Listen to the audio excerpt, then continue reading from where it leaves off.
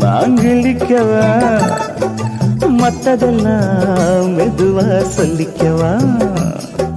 கிச்சிலி சம்பா